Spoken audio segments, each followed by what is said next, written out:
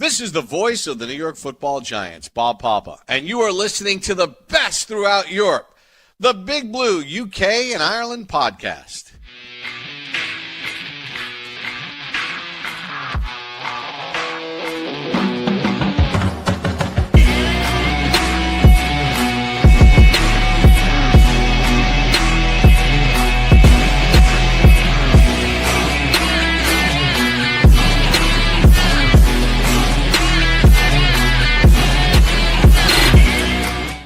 Welcome back, Giants fans, to the latest edition of the Big Blue UK and Ireland podcast. As always, we are proudly in association with Andy's Man Club. Lads, remember, it is okay to talk. And tonight, we are 67% British, 33% Irish.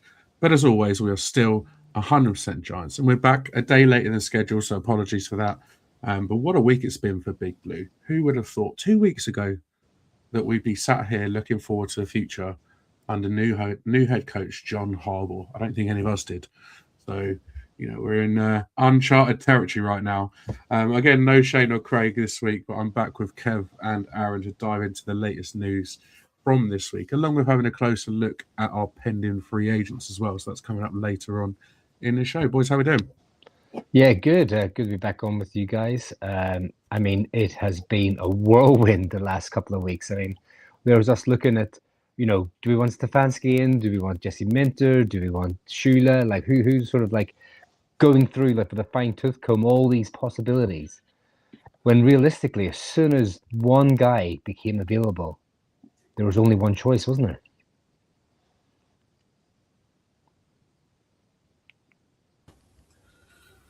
there? There he is. It's been a wild week, and the news keeps coming thick and fast, and it feels like it's gone quiet, and then you go to sleep and you wake up and all of a sudden, there's 3 or 4 more new pieces to the story or the thing that's going on. Obviously, we want the staff to all be in place and all decided, but I think, actually let's just enjoy the journey a little bit as well.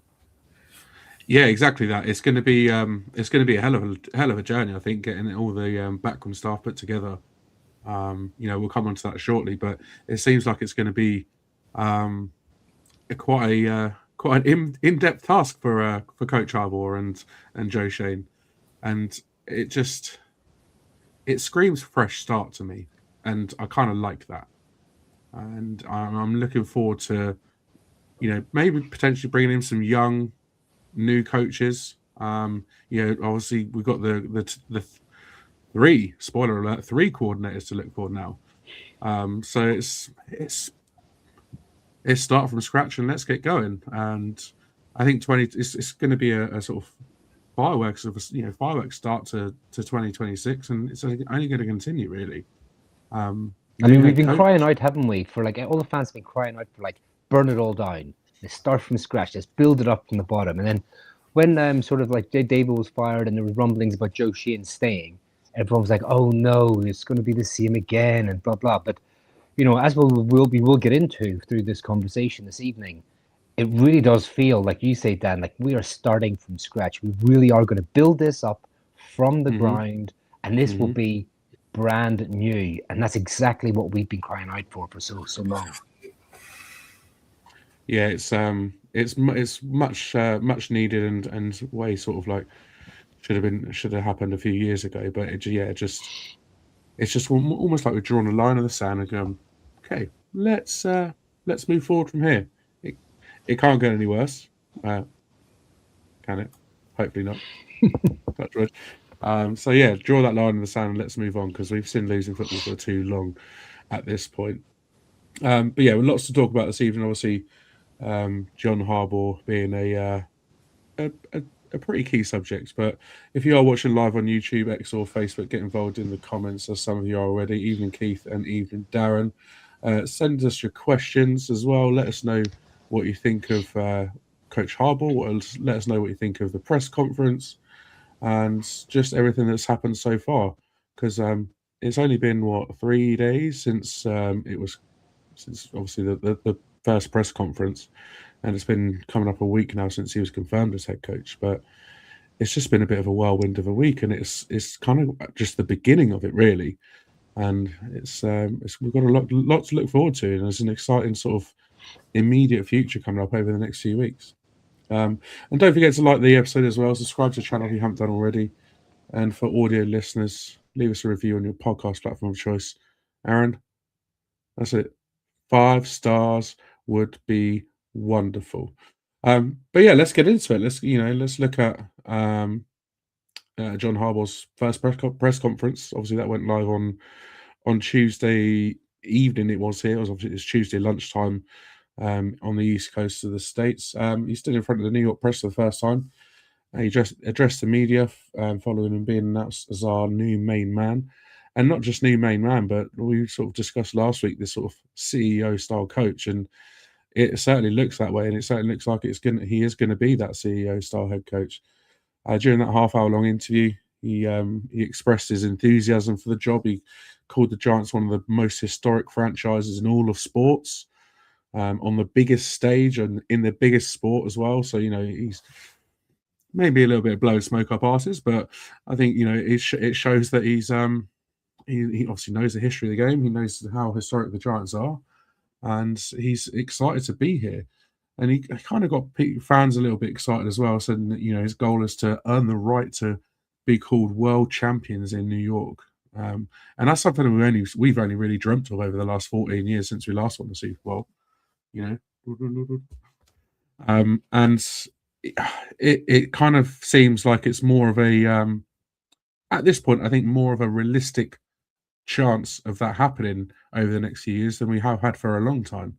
Obviously, I don't want to get ahead of myself and sort of to get too excited by that, but having a coach of Harbaugh's ability and Harbaugh's the fact that he's just been phenomenal in Baltimore, and I think having him come into New York is it can only be a good thing. And obviously, he revealed that sort of new structure of reporting as well, where both he and GM Joe Shane will report directly to the owners, rather than the coach going to the GM and then the GM then going to the coach. That sort of solidified his position as that sort of CEO head coach, where they're both going to be reporting directly to the owners. And I think that's that can only be a good thing, I think. And with the coach going directly to the owners, obviously, like Shane is going to have a big part to play in it as well. It's almost like they're going to work in tandem as head coach and GM rather than one be the boss of the other. And, with Harbaugh's experience, with Shane's experience, I think it can only be a good move to do that, to work alongside each other rather than as a sort of hierarchy. I think that's a really, really good move. And lastly, on the team itself, he stated that, he wants guys who love football, and also outlined the sort of identity that he wants the team to develop, saying, we're here to play physical, tough football, capable of overwhelming our opponents. So, we obviously had the smart, tough, dependable under Daves, and, that was a pretty good mantra. It was just a shame that a lot of the time we weren't smart, tough, or dependable. And I think that can probably continue on, continue forward into the season, and hopefully we play smarter, we play tougher, and we do become more dependable under Coach Harbaugh. But Kev, what really stood out for you in the press conference with the head coach? Yeah, a few things stood out. I mean, first of all, how comfortable he was. I mean, Joe Sheehan looked a little bit less comfortable to begin. I think he sort of stumbled over his words a little bit. Yeah, and then he kind of lost his train of thought or his track, and he was all over himself. But I think a couple of things that stood out for me was definitely there's going to be that leadership shift. I think you mentioned it about the structure, the way you sort of reporting. He will report to ownership and not report to the GM. I think that was quite difficult for John Mara and the Giants to take on board. And I think there was reports that this deal wasn't done until Saturday afternoon, because right up until then, John Mara hadn't signed off on the sort of the structure and leadership setup. But obviously, the Giants have done things since 1925 a certain way. The team's been in the Mara family since its inception. So there was going to be a little uncomfortableness of the way sort of new change was coming. But I think it shows a real progressive thinking, for the Giants ownership to take it on board. And I love the fact that it's going to be collaborative. Joe Sheehan's always been collaborative with anyone he's worked with. I've mentioned it in podcasts in the past. But I love the fact that there will be shared decision making. And of course, there's going to be difference of opinions. And I'm really interested to see how that sort of plays out. But I don't think it'd be an issue. I really honestly think that Joe Sheehan has taken this opportunity to work with someone of Harbaugh's stature and his experience and stuff like that will only make him a better GM, in my opinion.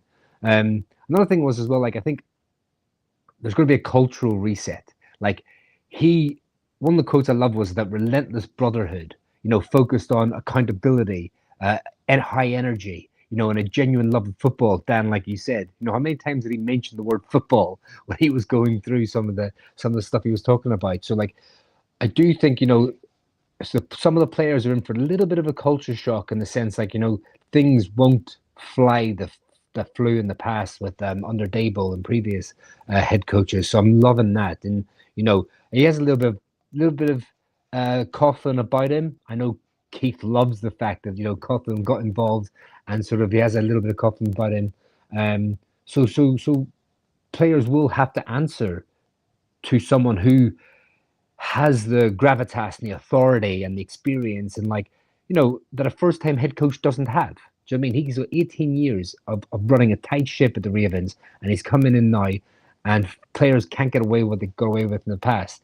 And also, like, one of the things I took away was the on-field focus. Leadership at the quarterback position, improving execution, those close games, being able to flip the narrow losses, doing the simple things, but doing them really, really well. I think like tackling was such missed tackles was such a thing for us at the beginning of a couple of years. It got better towards the end of the season, this past season, but it hasn't been great. So working on those, emphasize those getting back to basics type thing. And Harbaugh wants to prove himself. He's only done it in one place before, at the Ravens. He wants to come here.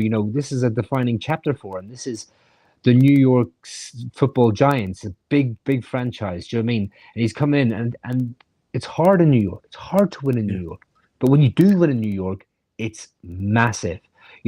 He wants us to be competitive again. And he said as well, coming back, he wants to aim for playoffs this year. And I love that. Come in and say it. He wants to win, and he wants to get us into the playoffs this year. None of this, we'll see how we go. We want to play better football. Yes, we want to play better football, but we need to start racking up some wins. And I think, what he says, I think we could get 9-10 wins this year isn't out of the realm of possibilities. So those are a few things I took away from the press conference. He speaks well, doesn't he? He does. Was that a bold prediction now already, Kev?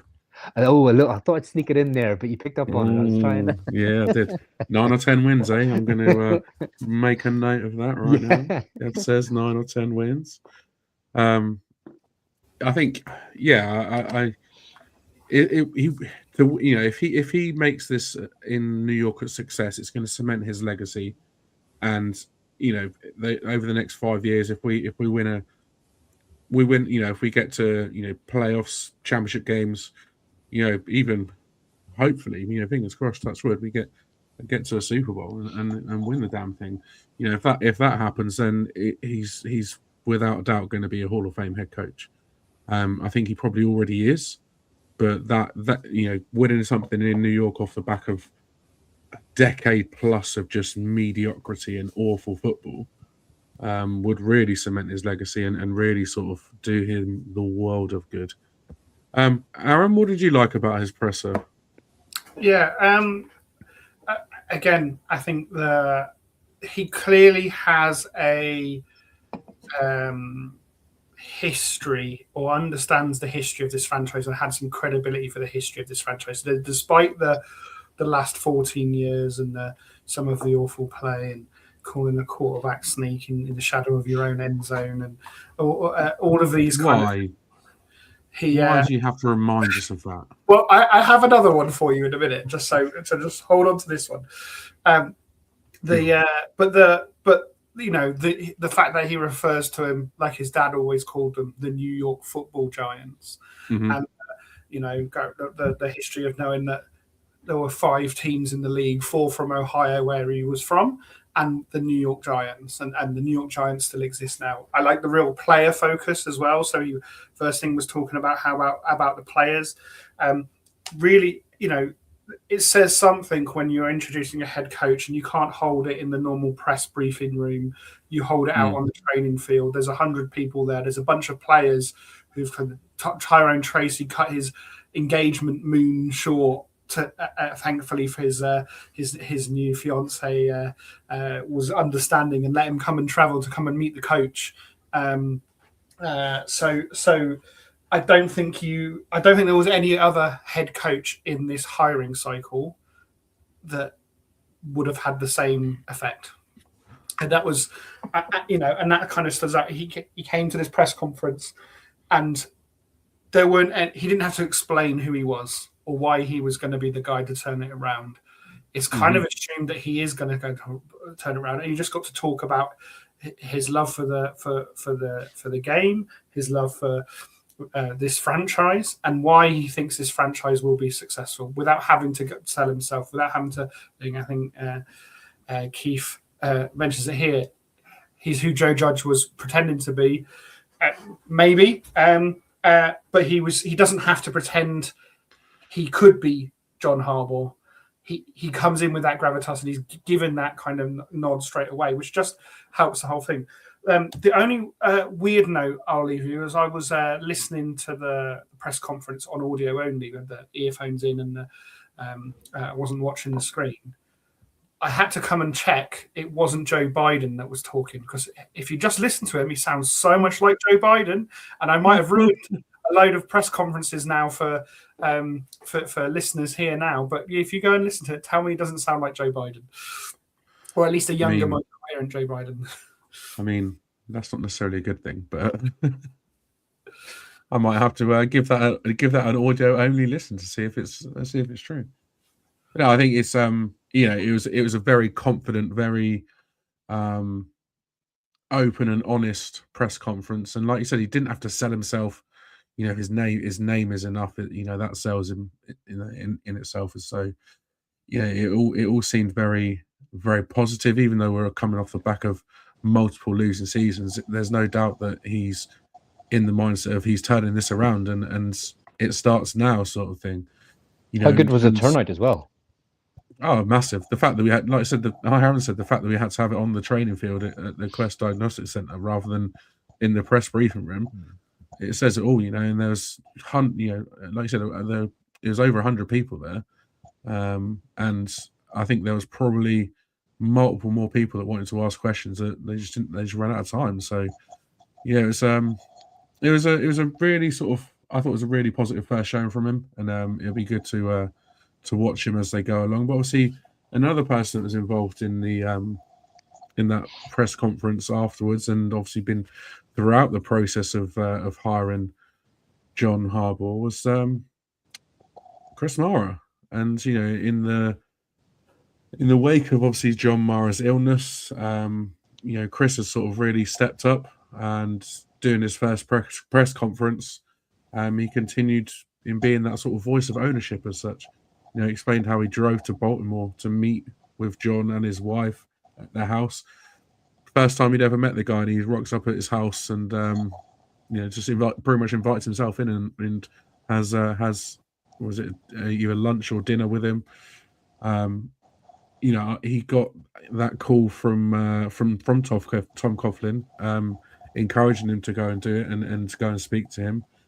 And after visiting, he called obviously his brother John and Steve Tisch to let him know that he thinks what he thought of him, and he thought very highly of Harbaugh, and it was already sort of in the back as the new coach of the Giants. And he's been given a rough time from the fan base as being that sort of nepotism hire, which we've spoken about before, which it kind of gets in the way of accountability a little bit. But the past fortnight, it's shown him, his value to the franchise, and especially after being passed over for the GM role when Jerry Reese took over from Ernie Accorsi. So it's kind of like, he's really sort of stepped up, and like Keith said, he's been really impressed by him so far.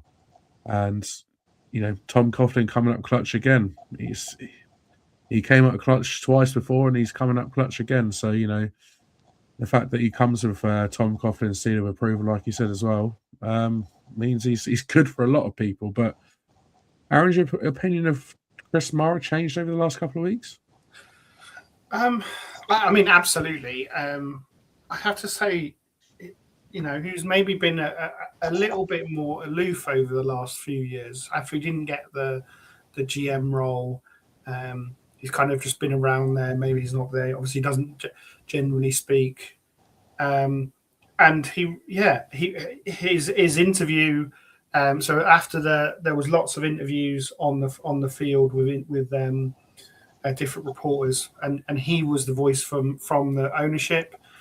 Spoke really well. Actually made me want to hear more from him down the line, and if he has to continue in this role as the kind of face of the ownership, really think. Obviously he kind of went and did some of his own learning, and he felt like he'd done the kind of apprenticeship with the New Jersey Arena League team, and kind of went and did his own GMing outside of the Giants organization, and was kind of and we can all kind of see the pitfalls. Look at Dallas of having a owner as a GM who's unfireable.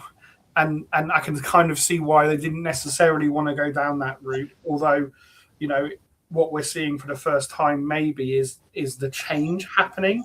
But maybe Chris is one of those ears that definitely needs to stay around and have some say and swing in the offices, which obviously he will do through the ownership side. But that kind of, if he can work together and help those things, I think. It'll be really good and positive. But yeah, definitely, he went out on a limb, and secured the big fish, and rightly so should bask in the glory of and the media attention that he got this week off the back of the press conference. So yeah, well done, Chris Mara. Yeah, exactly. And I mean, the fact that he's what I think senior personnel consultant. It's almost like, what is that role? What is the senior personnel consultant? He was senior. I know he was senior vice president of player personnel before, or player evaluation, sorry, or vice president, whatever he was.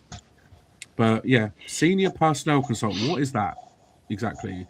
But now that he's obviously, he's become almost like the face of the family. Obviously, not in place of John, but just sort of. Just while John obviously goes through his treatment and is obviously hopefully on his way to getting better, it's really good to see. And yeah, I think my opinion of him has definitely changed. But Kev, what's your thoughts on him? Yeah, I mean, I was hugely impressed. I mean, like you said it in your little blurb about him, Chris Mara stepped up. He 100% stepped up. With John dealing with all the issues going on, he's taken a larger leadership role. He basically, went in there quick and fast. He was persistent.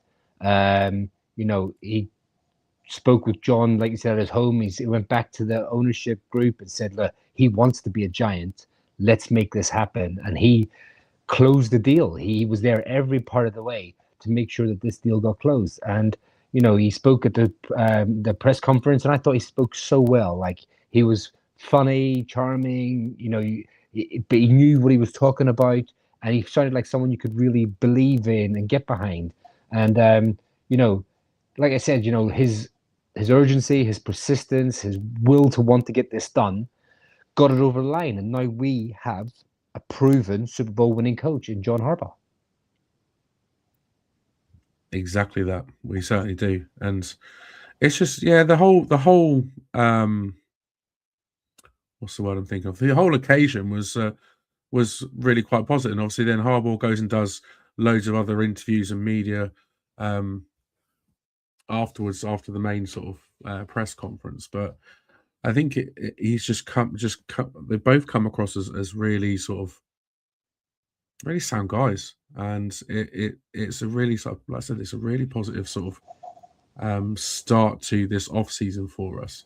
And you have to remember as well. Sorry, Dan, just quickly, the ownership group, especially the Maras, they're not like other owners in the sense that they don't have other business ventures or that they run and they just own the football team. Like, the football club is their business. It's their life.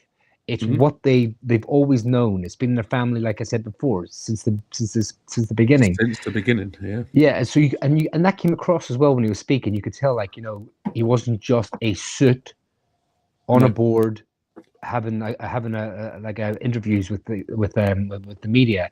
It came across, they care about this club, and I know we get on the ownership group about the past and them set in their ways. But I think Chris Mara and bringing John Harbaugh on board and sort of giving him unprecedented power. I don't know how that comes across, but like, in the sense that they're changing the way they work, and we're going to get into it now as well. So, in some of the stuff we're going to talk about shows that they are now willing to change and willing to go with the times and move this club forward. And it's fantastic to see. Yeah, exactly. And like you said, it's their business, it's their baby, and we've all been very critical of them in the past, and of how they've run the team and how, like, John would meddle in the business of the running of the team. But I think maybe this is the sort of time where having a GM and a de facto sort of CEO head coach, it can allow them to maybe sort of take a little bit more of a backseat and let the guys that are running the day-to-day run the day-to-day, and obviously then be there as consultants and have their advice if they need it. And I think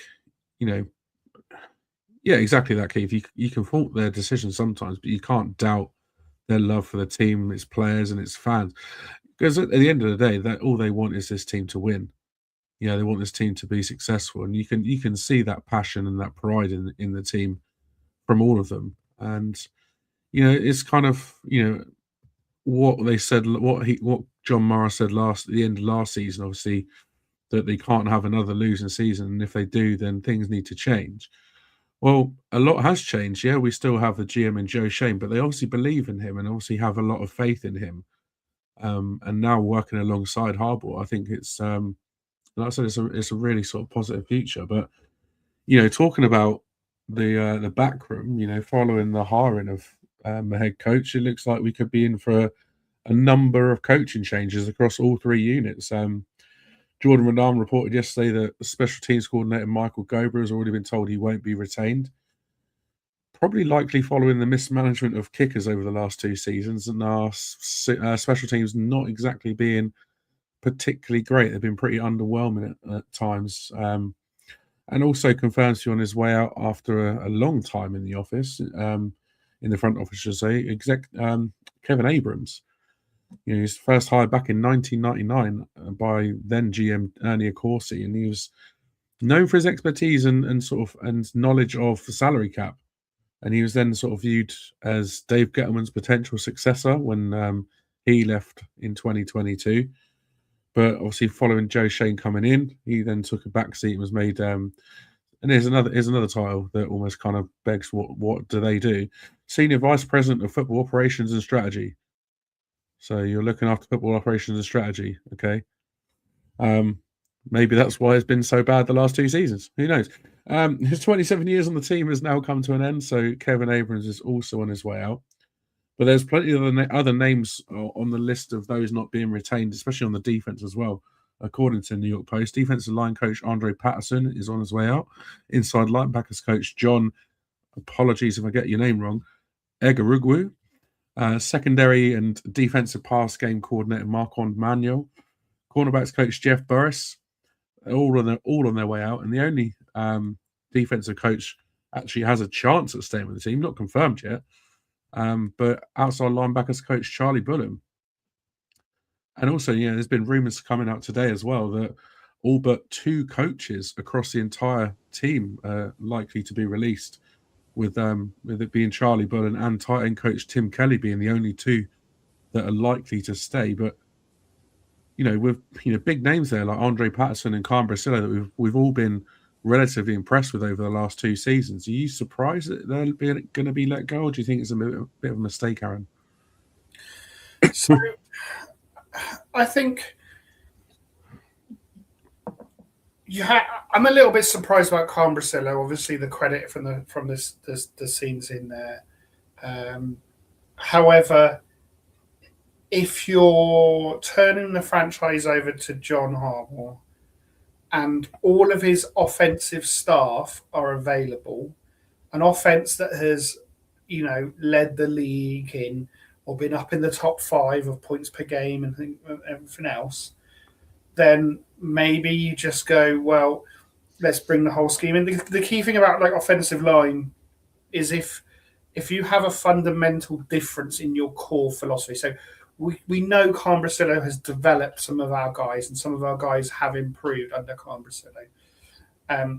But that's one part of being that coordinator. The second part is having the guys prepped for the offensive system. And maybe there's a difference there. I don't know the details on that side of things, but I can kind of see why that kind of thing is available. And with the whole offensive staff available from the Ravens, maybe they're just going, we're just going to bring in all of the offensive guys in and go for it like that.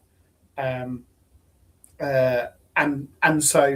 then on the defense, I think there's a bit more of a decision about who will come in and that kind of thing. And it's not just coaching staff. We've already seen changes in the front office. So apparently his assistant, a head coach assistant, and a defensive line assistant member of staff has come in already from the Ravens.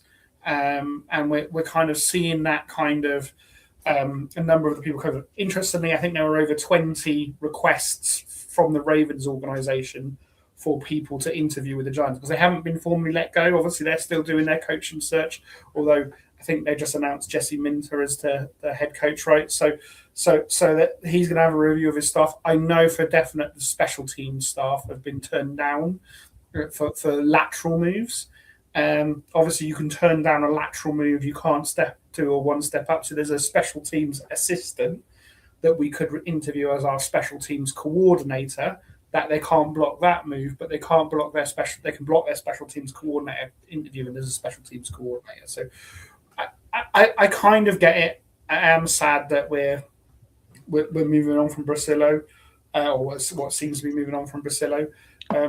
But I think if you want the Harbaugh experience and you're excited about the Harbaugh experience, then just sit there and enjoy the ride and criticize it after we've been proven that it was wrong. If our offensive line takes a massive step back, and when we talk about our free agents coming up, there might be a reason other than coaching why we struggle with our offensive line next season. But let's just enjoy the ride and go down that route. Yeah, exactly. And I mean, it was reported this evening that the Giants have requested. Well, it was yesterday. Sorry, the Giants have requested to interview Ravens assistant head coach and running backs coach Willie Taggart for offensive coordinator. And Ian O'Connor says nobody knows the Harbaugh way better than Willie Taggart.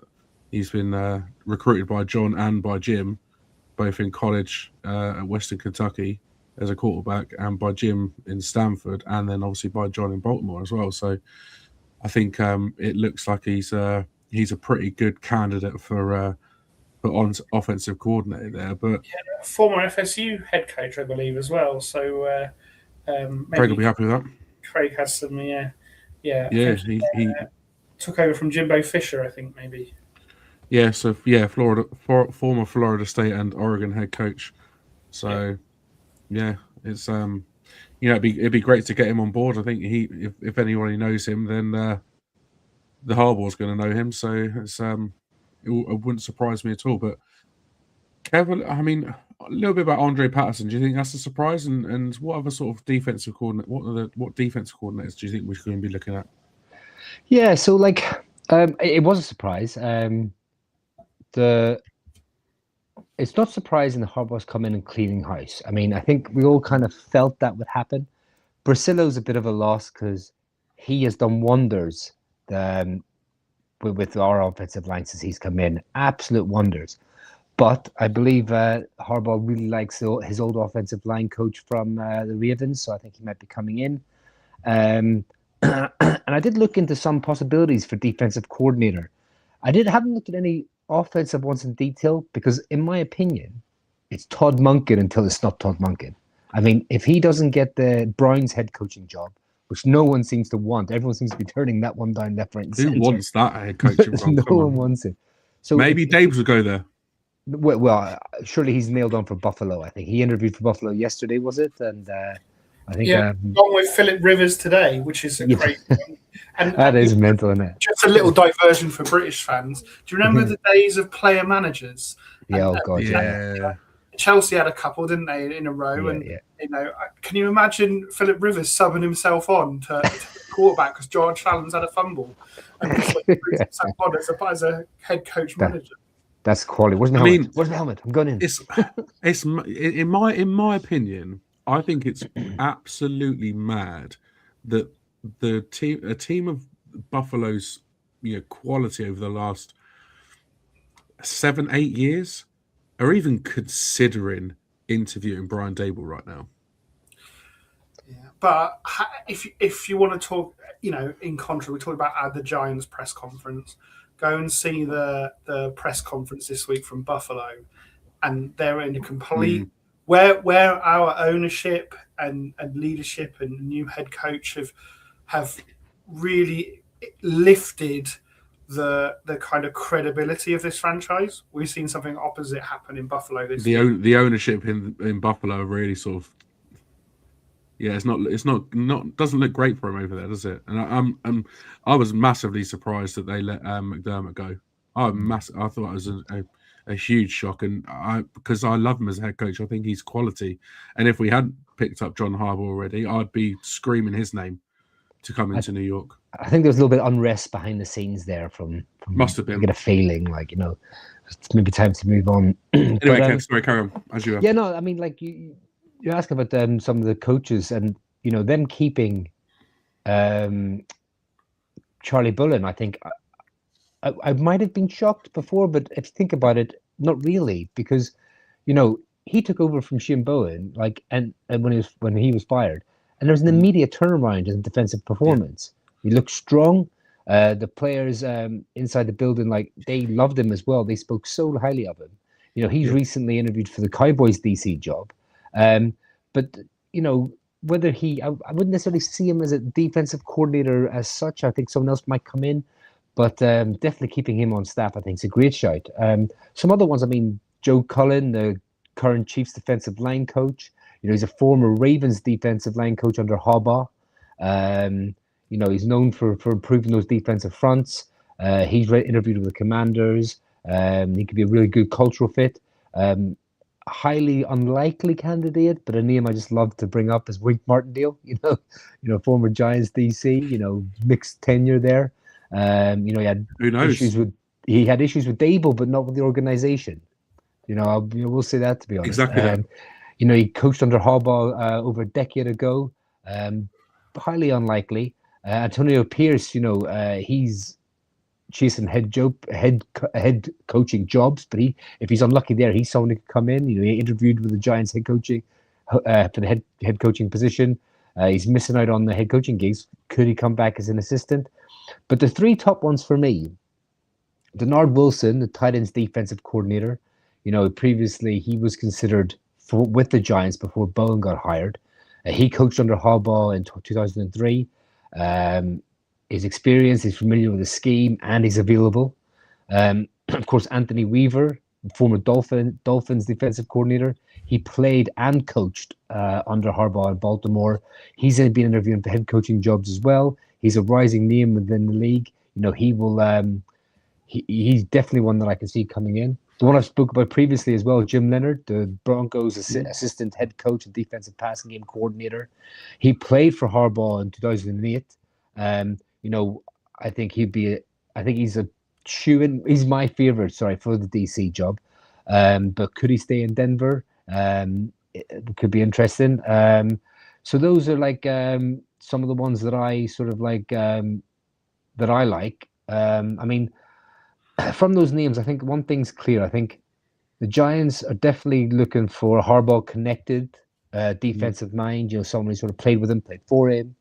But I think we're going to go for, you know, someone who emphasizes aggression, fundamentals, and situation football. Like, you know, too long in the past, we look like we're not situationally aware of what's going on in the field with some of the defenses that we've been calling. And I think this will be a Harbaugh defense. You'll have his fingerprints all over it, which excites me because his defenses have always been top notch. Yeah, I mean, I would be obviously the fact that Jim Leonard obviously being at the Broncos, it looks highly likely that they're going to fall at the final hurdle before getting to the Super Bowl. Obviously, with Bo Nix breaking his ankle in the game, crazy. And then, to be fair, I give credit to Sean Payton for just coming out and saying how it is straight after the game. But yeah, like obviously the championship games are obviously this weekend, and so you know we could, you know, obviously with the Broncos highly unlikely to make it to Super Bowl 60 off the back of Bo Nix's injury. I think, you know, it's very likely that Jim Leonard may be coming in for visits and interviews as early as next week. I think he is kind of Monday. A bit of a, but there we go.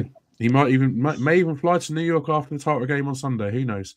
But I think, you know, his link to John Harbaugh, I think it screams that his name sort of screams out to me. And Zach Orr as well, I think is another one that I think is probably up there. I think those two are pretty solid candidates, and I think I'd be happy with either one of them, really.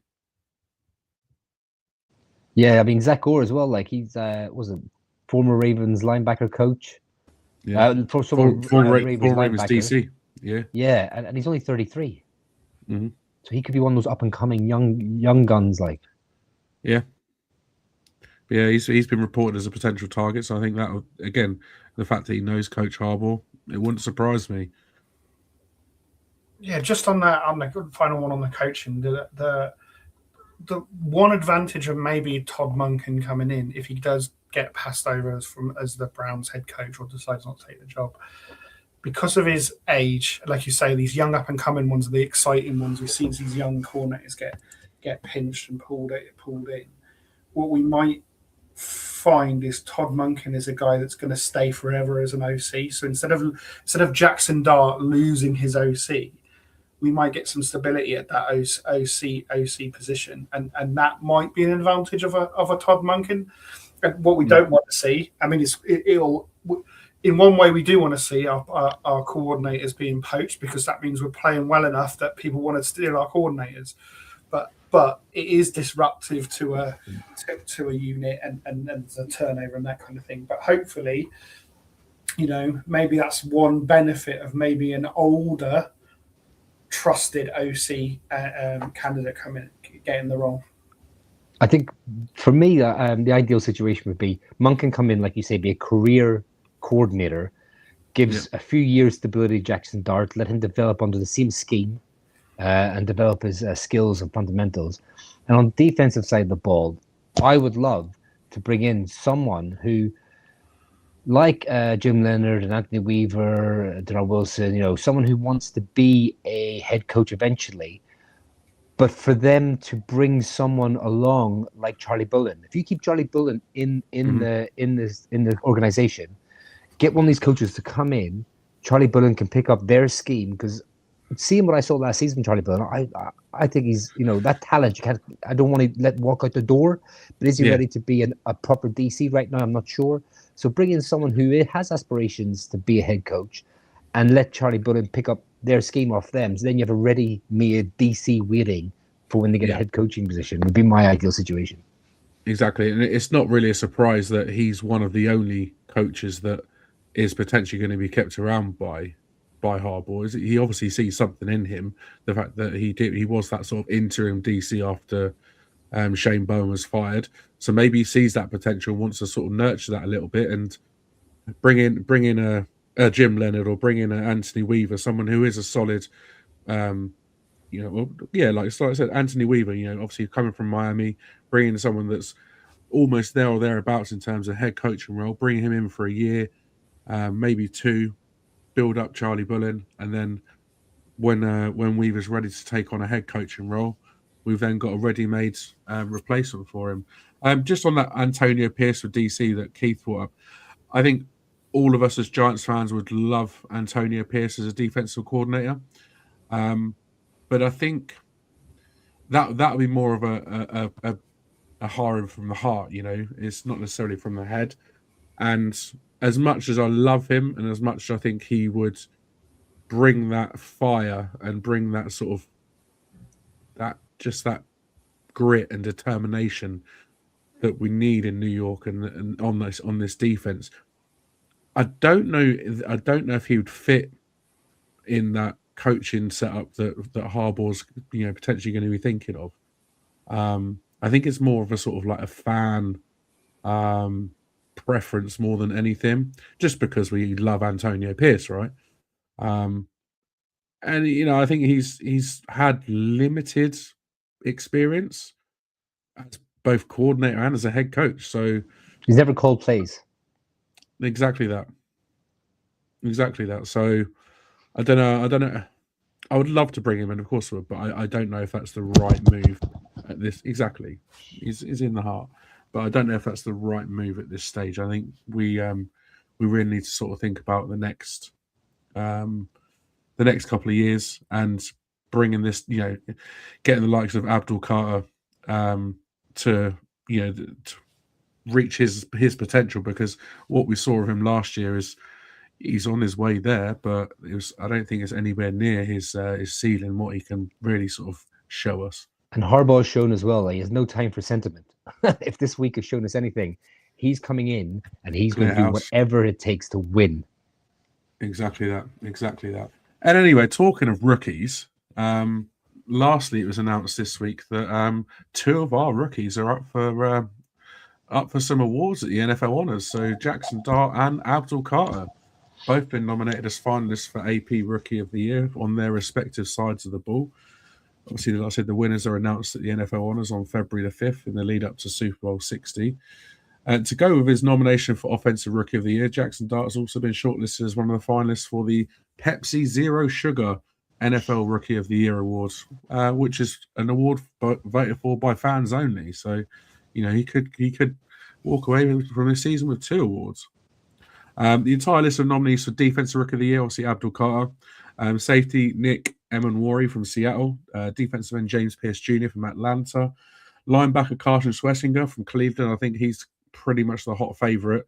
He had an absolute astounding season, didn't he? And safety Xavier Watts of Atlanta as well. So Atlanta having two defensive rookies in there, not bad for them. And the offensive rookies of the year, obviously Jackson Dart, receiver Emeka Egbuka from Tampa, running back Travion Henderson from the Patriots. Again, he's had a solid season. Receiver Tetero McMillan from Carolina. I think, again, he was at one stage that favorite for that award. And one that's sort of like coming towards the end of the season, quarterback Tyler Shock from the New Orleans Saints. Been interesting comparing those two quarterbacks. I think Dart's had a better overall season than Shock did for sure. But I think looking at that list, I could see Jackson Dart winning that. I really could see Jackson Dart winning that. In all honesty, it really shouldn't be close. I mean, it should be Jackson Dart.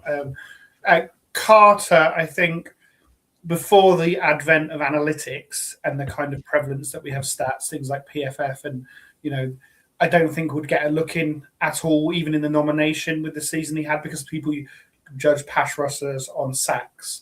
And obviously we know the sack number isn't where we'd all hope it'll be. But the fact that now we have these advanced metrics like pressures, pressure time, quick pressures, where he was, league leading in quick pressures, not just among rookies. That's kind of, I think, got him the nomination, and potentially could push him over the edge. I think there's too many traditional voters that look on the kind of box score stats that for him to actually get it. But I have more confidence in him taking a leap from being a Rookie of the Year nominee to being a Pro Bowler than maybe some of the other candidates on that list, because of the advanced metrics are really, really positive. And I think you can blame some of the scheme. And we all know we wanted Shane Bowen gone. He was here for far too long. And we saw some of Carter's improvement come under the regime change that we saw at the back end of the season. So that's how I would maybe spin it in a positive light. I think we might get one of those awards going to a Giant and not the other. Yeah. I think for the defensive side, I think Schwesinger's probably the favourite. I think Evan Warrior as well, the safety from Seattle. I think he's had a pretty stellar season. There you go. H-Town says the same with the safety from Seattle and Dart from obviously for the offensive side. One thing I do want to say though, and I think is completely off topic. Well, I say it's off topic. It's talking about the NFL honours, but it's not Giants related at all. It's absolutely criminal that Myles Garrett isn't nominated for MVP. Yeah. Absolutely criminal that he's not got an MVP nomination. Yet Trevor Lawrence has. Yeah. I'm sorry, but Trevor Lawrence had a good season. Granted. QB award, isn't it? But Myles Garrett had a record QB award. Myles Garrett had a record-breaking season. And he doesn't get an MVP nod. Oh, granted, he's good. He's hands down won the Defensive Player of the Year, no question. And that's the crazy thing, right? Is that it will be probably a unanimous. I think it's like a panel of 50, something like this, that actually vote on these offers.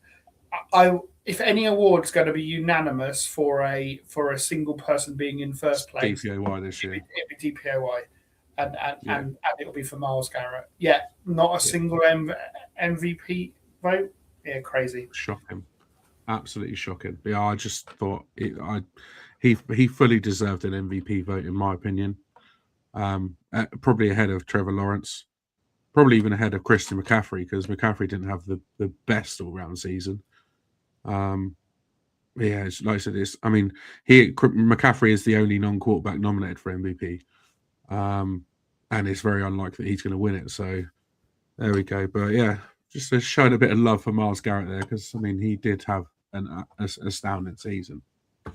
All right, shall we move on to free agents, boys? While we're still under the hour mark, let's talk about some free agents. Obviously, we've got numerous pending free agents coming up on the Giants.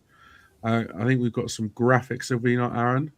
Yeah, so just a little short introduction for you guys here. I've kind of broken these into three groups for us to talk about. And the first group of players here, they're all players that played over 750 snaps for us this season. So, over 50% of the snaps, and then or they were a starter coming out of preseason. So in theory, if they are not re-signed versus the current season, we have to fill that gap at starter. We're not looking for a depth piece to come in through free agency or the draft. We need a starter in these slots. So, and I'll pull this up on the screen now. So, the 6 players that qualify as over 50% snap share or a preseason starter. You've got Jermaine Illuminor from right tackle, Greg Van Roten at right guard. So that's our entire right side of our offensive line that could be walking out the door. Cordell Flott at cornerback, Wandale Robinson at wide receiver, Micah McFadden at linebacker, and Dane Belton at safety. And what I've gone out and looked for is the kind of market value. So from between Sport Rec and over the cap. We have some values here that are what we think they are to resign them. So really, it was kind of to go through each of these guys and do you think we should re-sign him at this number? So I guess, Kev, over to you. Jermaine Illuminor, right tackle, approximately $16 million APY. Yes, I think we'd sign him for that, but I would say 2 or 3 year deal. He's 30 years of age, so obviously offensive lineman can play a little bit longer. I think he's just come in and solidified that right side. He was brought in as a guard, or brought him to play guard, and he's just shown that he is a starting right tackle in the league. I think he might get more than that on the open market, but if we could try and get him for a little bit of a hometown discount at 16 mil, I mean, I wouldn't go much above that, if above that at all. But are you telling me we can get a ready-made right tackle, good right tackle for 16 mil per year? Sign me up 100%. Cool. Dan, Greg Van Roten, right guard, $4 million a year. But he's 36. The fact that he was at the press conference tells me he's not considering retirement, because if your season was over and you're considering retirement, I'm not sure you'd still be in the building after this. Yeah, I think out of the entire offensive line, I think he's probably, over the course of the last 2 years, I think maybe he's kind of been a little bit of a weak link. Also, we brought in John Runyon and Van Roten at the same time, and I think John Runyon's been solid, but I think Van Roten maybe, I don't know, I think $4 million a year. Could we get better value elsewhere? Could we get a right guard in the draft? I don't know. I think it's a good price, to be fair, for a starting right guard. No, I can't complain with that. But I just don't know if Van Roten's the one, or if we look to bring somebody else in for a similar sort of price. And maybe we'll put a pin in this conversation until we get to the long list of free agents. And maybe you'll have a different idea how to solve this right side of the offensive line problem. And this is where I was saying, linking back to earlier, when we were talking about losing Carl Brasillo, actually we're losing our right side of the line as well. And actually the change of offensive line coach, if we see a drop in performance, it could be because we have a reduction in or a change in personnel on the line as well. So the next name, Cordell Flott, $9.5 million. Kev, what do you think? Cordell Flott, $9.5 million. Yeah, it feels expensive, but I think Cordell Flott has come on really well this past season and a half. Mm-hmm. He was very light coming out of college. He's still only 24 years of age. He was like the youngest kid in his draft class. He's still only 24. He's a starting caliber. Now, do we re-sign him and not still look at strength positions? No. I think if we do re-sign him, we still need to strengthen that spot. And that would be through the draft for me. If you could pick someone up to develop, to be a potential starter going forward, fantastic. But I think at that price, 9.5 again for 2-3 year deal, I wouldn't rush to do it, but I would definitely have the conversations and let him seek his market value and see what the market is for him out there before offering him a final deal. Yeah, and I think you touched on a really kind of interesting point, right? So Cordell Flott was one of the youngest guys in his draft class. The next guy, Wan'Dale Robinson, also one of the youngest guys in his draft class. So just looking through the big board on PFF at the moment, there are guys that have got first round grades like Caleb Banks out of Florida. They're going to be, and I'm trying to think of the other guy now. There's another one that's the 2 first round guys that are going to be, yeah, that's it, McCoy. Yeah, they're within 6 months of Cordell Flott and Wan'Dale Robinson's age, and they're coming out as first, and they're going to be first round talents, and a first round player will be on a contract that's a similar APY is the number that we got there for Cordell Flott. So there is every chance that these could grow in quality beyond it. So, Dan, Wan'Dale Robinson, $16 million. Now I have seen this quoted as high as $20 million. What do you think about is $16 million a year for Wan'Dale Robinson? It's a lot of money. It's a lot of money. Looking at other free agents, other wide receiver free agents this year, you've got Deebo Samuel. He's earning big money in Washington. He's on just shy of $24 million current APY. Mike Evans is likely to retire. You then got Christian Kirk on $18 million a year. Those three, they're three very, very good receivers. The next one down on the list on average per year is Tutu Atwell, $10 million. I think, is Wan'Dale Robinson better than Tutu Atwell?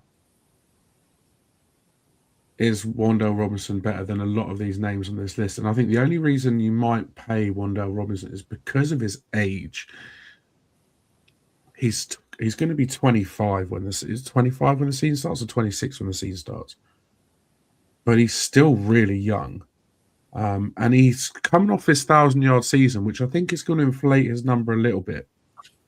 Remember, the fact, obviously, we didn't have Malik Neighbors for 3/4 of the season. Obviously, that helped to inflate his numbers a little bit. The fact that Darius Slayton didn't really have the best season as wide receiver too has probably helped to inflate his numbers a little bit. The fact we had a rookie quarterback come in and start from week 4 onwards, if a tight end's not a rookie wide receiver's best friend, the slot receiver is, and it kind of again helps to sort of inflate his numbers a little bit. So I just think it's a lot of money to pay Wan'Dale, and I think there's probably talent that's just as good for less money, or let's draft a slot receiver and have them on a rookie deal. I think for me it's too much money to pay a slot receiver, so for me I think Wan'Dale goes. Yeah, so I think it's really tricky to put a value on him, right? Because we've already bet on Wan'Dale once as an absolute outlier, right? He is the smallest receiver for about, I think it was about 4 decades to get 1,000 yards at his height. So he's an absolute outlier already. And then to pay him, so for him to achieve what he's already done, he's already probably outpaid what the league expected. Maybe us drafting him in the second round, this is what we hoped we would get. So to pay him again, looking at free agents out in the marketplace, it's going to be challenging to find a player to replace him in free agency. Obviously, with Malik Neighbors, one of the things that was in the Joe Shane press conference was that they expect Malik Neighbors to be back ready for training camp. So good news on that one. And obviously the Slayton's drop off this year, not going in without a third wide receiver or a third veteran starter. I think it's round. So you've got the likes of Christian Kirk, Deebo Samuel, Tutu Atwell, Marquise Brown, Jawan Jennings, Brandon Ayuk is obviously expected to be released by the 49ers with everything that's gone on behind the scenes there. If you don't put $16 million into Wan'Dale, it's one of these players yet. But can you secure one of those players for the $16 million that you're leaving on the table? So it's really interesting, and I still don't know where I sit on. Kev, next guy, I couldn't find a price for this guy because he's in a kind of a unique situation. It's Micah McFadden. I couldn't find a value. He was on $4 million this year because of his kind of playing time escalator. Escalators.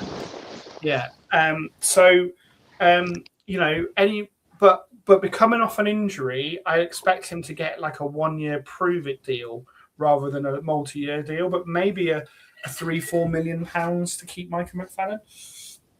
Yeah, I think The injury is really unlucky, like, because he would have been looking for like a longer term deal. I think a 1 year, 2.5, 3.5 million pound deal per year, I think is definitely on the cards, sort of a prove it year for him. And I don't think he wouldn't really get anything better from anyone else in the league. Because of that, he will have to go out and prove it again. So yeah, anything between 2.5 to 4 million, I think, would be a nice sort of 1 year deal. Let's go and see if you can do it again. I'd be really surprised if he gets anything more than that. And Dan, the final guy on the list, Dane Belton, apparently 6 million a year. I'm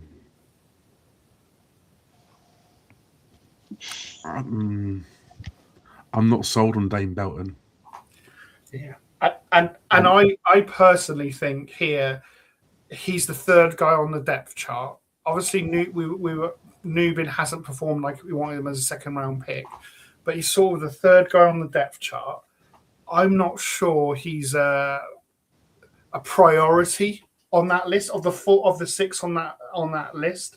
I think he's probably the lowest priority in my book to bring back, even behind Greg Van Roten. So I think it's really interesting. Now, obviously, there's some big money there. Giants are a kind of middling in cap. Good news is we don't have any dead money, so there's some flexibility. On this next graphic, I've got some guys that are potential cut candidates. So again, we could cut these guys, use the money on some of those free agents on the previous screen that were starters. But obviously, we on some of these guys, we do open up. So the list of guys I've got here is Devin Singletary, Bobby Okereke, sorry. I went a bit Pat McAfee then. Jalen Hyatt, John Runyon Jr., Graham Gano, James Hudson, Eric Gray, and Roy Robertson Harris. Now, interestingly, there's perhaps two names that are also, you think, where's Deontay Banks on this list? Well, unfortunately, cutting Deontay Banks would save us zero money. There is an option to trade him to free up $2.5 million. But I think likely Deontay Banks will sit on the roster. Otherwise, it's a £4 million dead cap hit just to cut the guy. And I'd rather take the $4 million hit. Yeah, but it's a value. Take the $4 million hit. Job done. See that.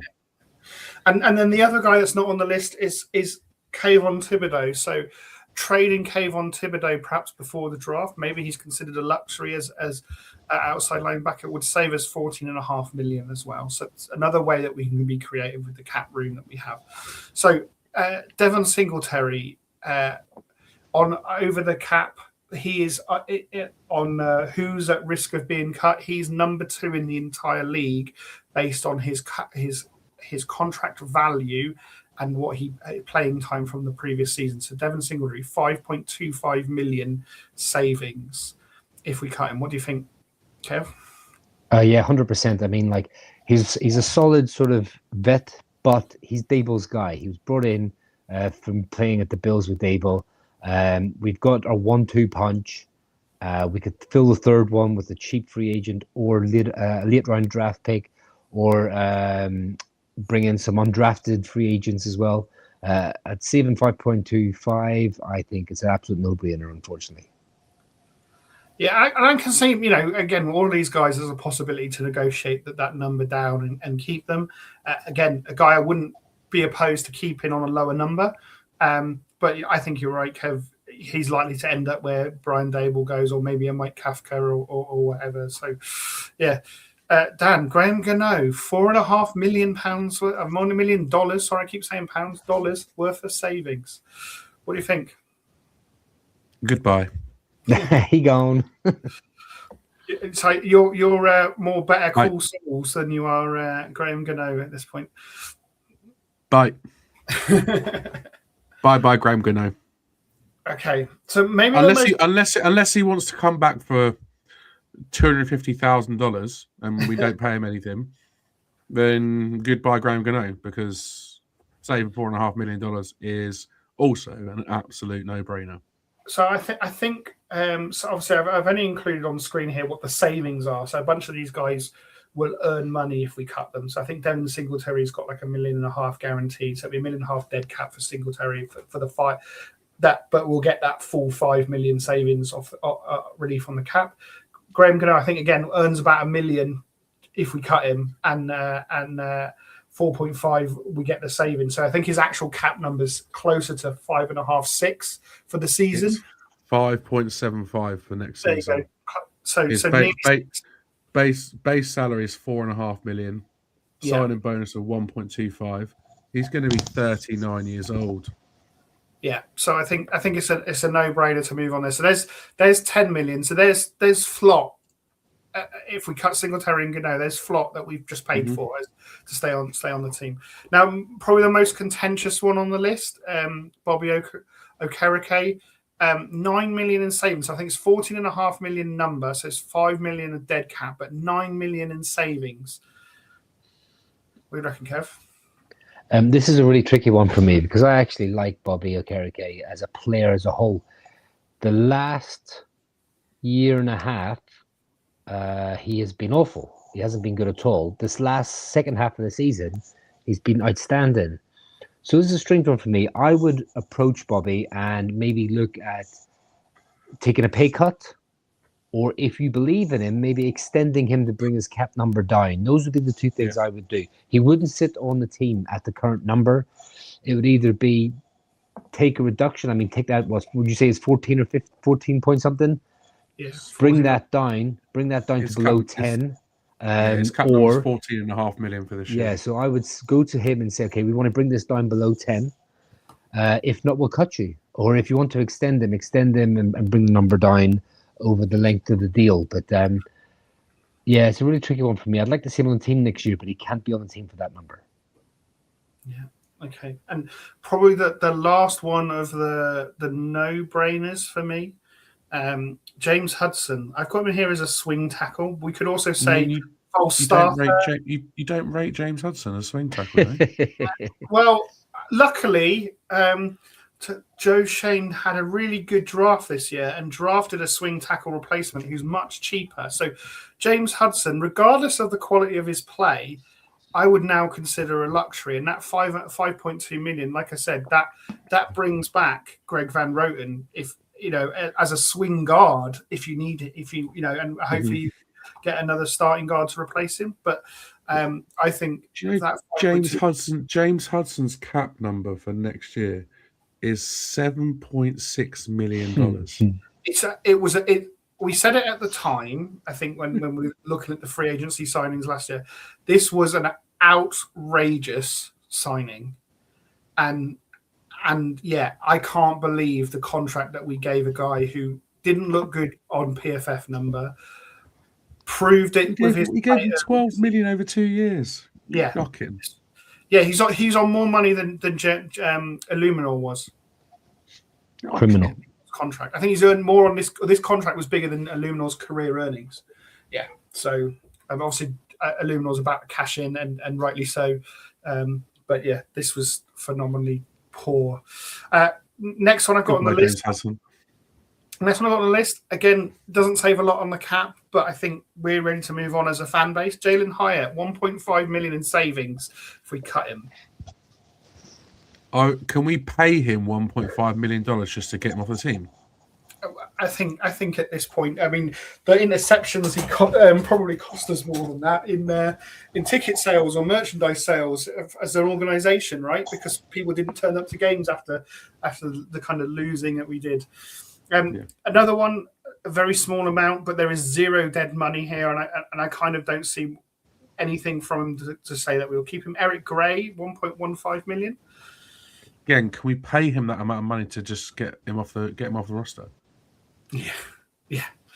I mean, what has Eric Gray done for this team? What have those two players done for this team over the last few years? Absolutely nothing, and they're still on this roster, and we're still paying them money. Well, I think if you look at their EPA, I think you're likely to see that they're negative efficient. So I think Eric Gray had at least one fumble on a kickoff and turned the ball over. Jalen Hyatt's had a couple of really bad routes that have led into interceptions. I think on a kind of EPA kind of efficiency basis, actually they probably are negative on the team. So yeah, you're right, pay to get rid of them. Probably one I wouldn't do, but is a big number. John Runyon Jr. at guard, 9.25 million in savings. Bearing in mind, we already have a free agent right guard and right tackle. What do you think, John Runyon Jr. at guard? This is a controversial one. He's in his last year of his deal. I think this will come down to whoever the new offensive line coach is and whether he fits the scheme and whether they like him. Because that 9.25 could go out and get you a starting guard in this league. Absolutely. Like structure-wise. I mean, it might cost 12, 13 per year, but this, you could bring that number down in the first year. So this is a really interesting one. I mean, I think he's a good player, not great. I would love to see what he's like under the new offensive line coach. So it's one of those ones where it's like, I wouldn't rush to do it, but I could understand if the new regime decided to go in a different direction. But then you really are blowing up the offensive line. Yeah. And I think, he's got a cap number of 11.75. I think going into his last year of his deal, look to bring that cap number down, maybe do a little bit of an extension and sort of. Well, he's only 28. Exactly. He's only a year into his second contract. I say a year into his second contract. No, it's not. He's 2 years into his second contract. He's just finished the second year. Yeah, the second. Yeah, and I think it's one of these again. If we had all of our offensive line under long-term contract, this is one that you would take the risk. I don't think we can afford to take the risk of, yes, okay, we could potentially upgrade, right? We could also get worse, and I think you're better off at worst case scenario letting him play out his contract at 11 million. I think the pay is good enough. Yeah. If he performed like Hudson, you'd get out of this contract 100%.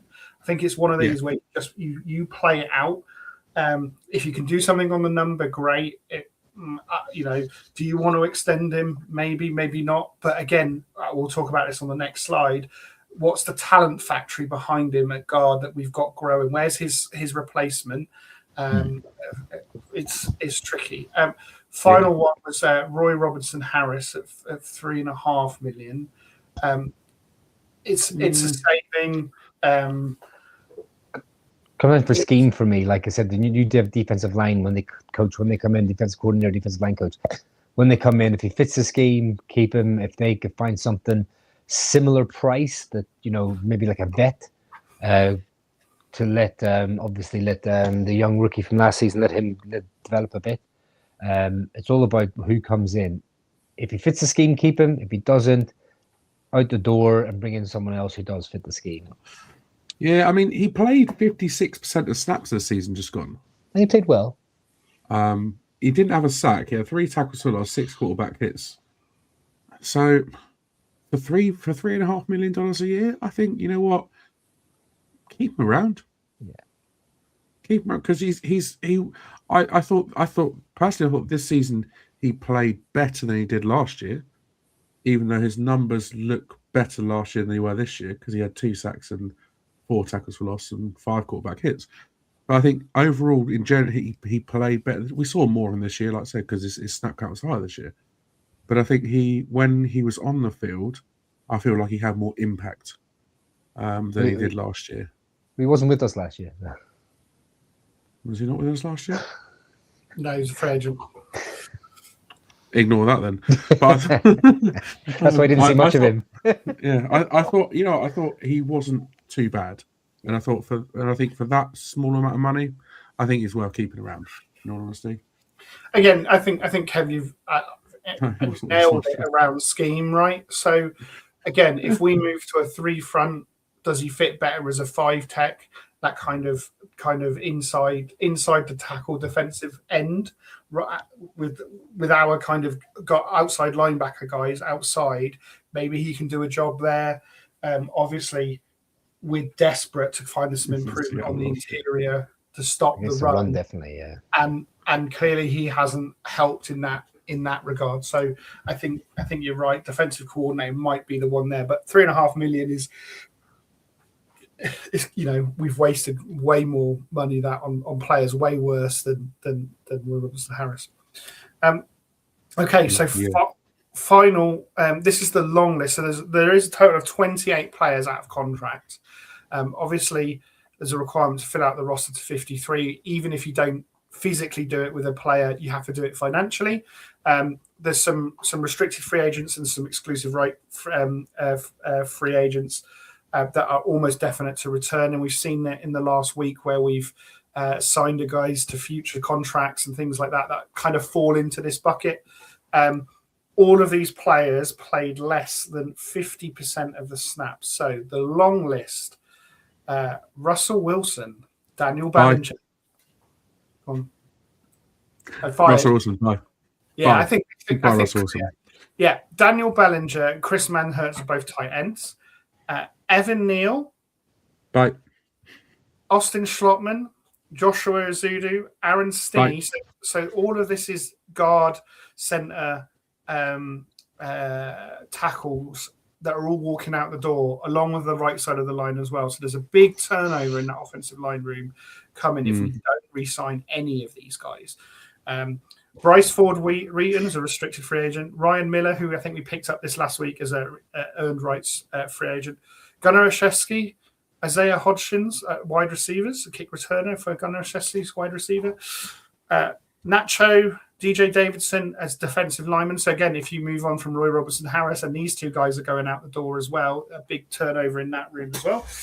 Caleb Murphy, restricted free agent. Tom and Fox, restricted free agent. Demetrius Flanagan-Fowles, linebacker, stroke, safety, stroke, special teams.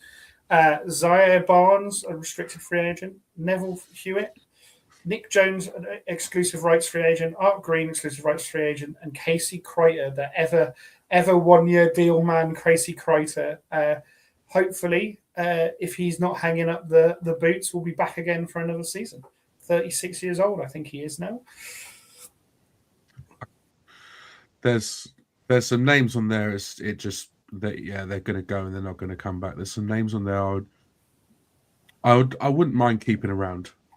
I'll just go through a few quick ones because we're going to get to 90-man roster, okay, with free agents and the draft and undrafted free agents and whatnot and tryouts and all that. A couple on there that stick out to me. I'll be interested. I think Daniel Bellinger might get a deal done to come back because obviously I think Harbaugh runs very heavy tight end sets and he fits into his sort of scheme fantastically well, I think, anyway. Evan Neal has to come back. You don't give up in first rounders. That is a joke. But I think like Gunner's done enough to come back. I think Caleb Murphy, Zaire Barnes, and those. I think type of with Gunner, I think he showed his versatility towards the end of the season, and the fact that he's a pretty sound receiver. Yeah, well. I think though with Gunner, he's likely to go where Dable ends up. I think that's he's a free agent as well.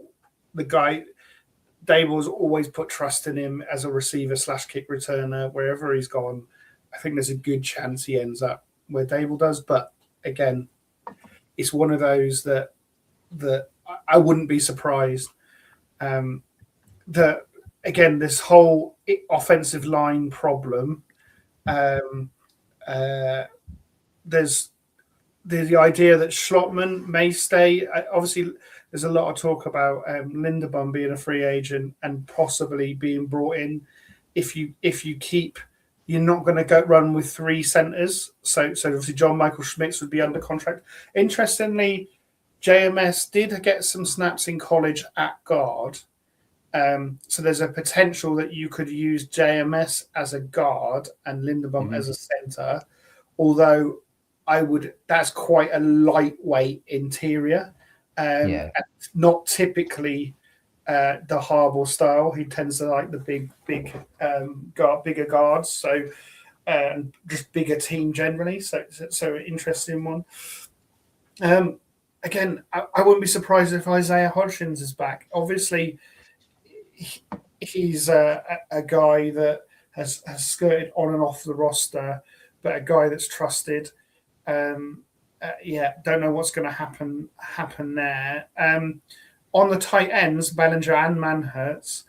Interestingly, both Isaiah Likely and Charlie Kolar are both free agents out of Baltimore, and maybe there's the competition of those two and the two coming out of Baltimore about who squeaks on this roster. We know players will be coming in from Baltimore. We just anytime a coach goes, there's those kind of players that come in. We talked about it last week, so the likes of. Maybe we obviously use Bellinger as a fullback. So will he be replaced by Patrick Ricard coming over from as a proper fullback rather than the kind of H-back kind of role that Bellinger's had? Be really interesting to see what happens.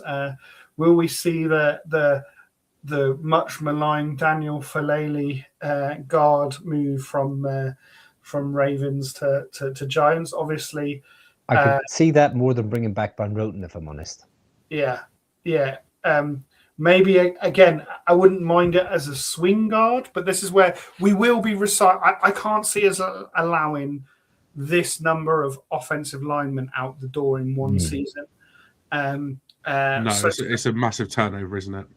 Yeah, so some of these guys will make it as free agents on something, whether that's the top two guys that we mentioned on the top slide or the guys here. It's really, really tricky as an overall outlet. But this is where I'm kind of saying, where's the pipeline at some of these positions that are going out the door? Is there anyone there that you're like, oh, I hope they are definitely the future at this position? These are all bottom of the roster kind of guys. Obviously, Russell Wilson we will replace with a younger quarterback. I wouldn't be surprised if we have an undrafted free agent or a practice squad type guy to come back and be the third QB back on the roster behind the two that we've got. But yeah, there's no one here really that I go, oh, if they were playing for they're going to go to the Eagles and make us regret it. I agree. Yeah, there's no one on there that jumps out at you to keep.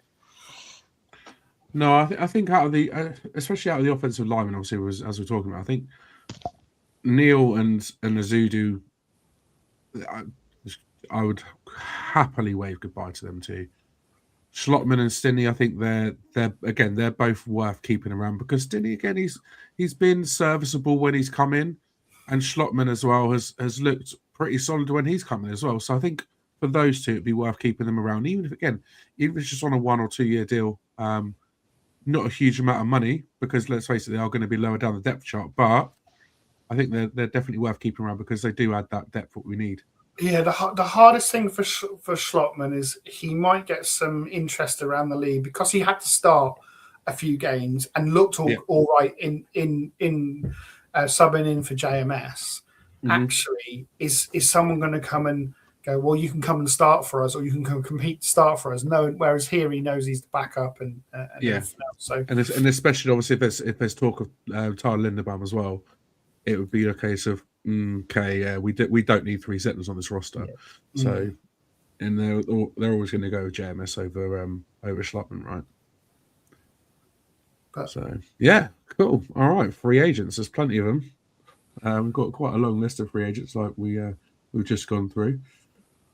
It's getting towards that time of year, isn't it? You know, we're 2 weeks away from the Super Bowl. After that, we'll be ramping up for free. You know, obviously combine, and then into free agency before the draft as well. So it's going to be an interesting few months, especially with the new coach in place and with the rest of the new coaches coming in, with the coordinators coming in, and to see what type of defensive scheme we have, see what type of offense we have, and who's likely to stay and who's likely to go. So lots to come on the podcast. But unfortunately, that is all we have time for this evening. We'll be back next Thursday to bring you all the latest news and to look at, I think we're looking at free agents around the league. I think we're looking at sort of the top 10 free agents across the league, and maybe some guys we want to keep our eye on. So make sure you tune in next Thursday. But anything else to add before we go, guys?